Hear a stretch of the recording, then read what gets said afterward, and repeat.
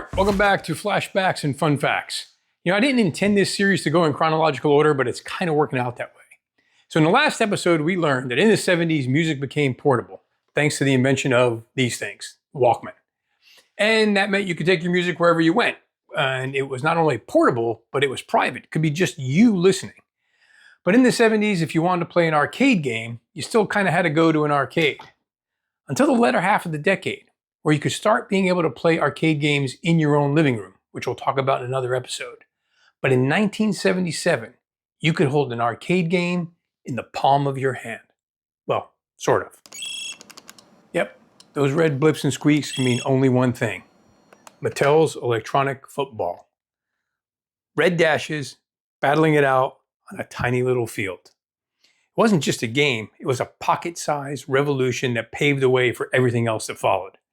You know, the developers initially had a hard time getting the LED lights to move in a smooth motion, so you ended up with this sort of jerky but iconic motion we've all come to love. And while football was probably the most popular sports game, they also made other sports games like hockey, baseball, basketball, and even some non-sports titles like Missile Attack, Armor Battle, and Sub Chase, all with variations of the red blinking light. Fast forward to 1989, this gray brick-like thing arrives, changing the game entirely. The Nintendo Game Boy. Now, its monochrome screen may seem ancient, but back then it was pure magic. And Tetris became an instant obsession. The original Game Boy in all of its various incarnations is the most successful video game ever. Now, I got this one in 1989 because most of the other pilots in the squadron I was in got one. And we're going to take it on deployment with us over to the Western Pacific. So not only did it survive a winter in Korea, a summer in the Philippines, but it also lasted for a transoceanic flight in a single-seat airplane at 30,000 feet. You need something to pass the time for all those hours. So it wasn't just durable. With interchangeable cartridges, it offered a universe of experiences in your pocket. For most of the 1990s, Nintendo had the handheld market wrapped up. Other companies tried and failed to knock them down a few pegs. Nintendo did introduce one major revision to the Game Boy in 1998, Game Boy Color, which not surprisingly offered a color screen, case, and better graphics capabilities, while still being backwards compatible with most of the cartridges that were already released.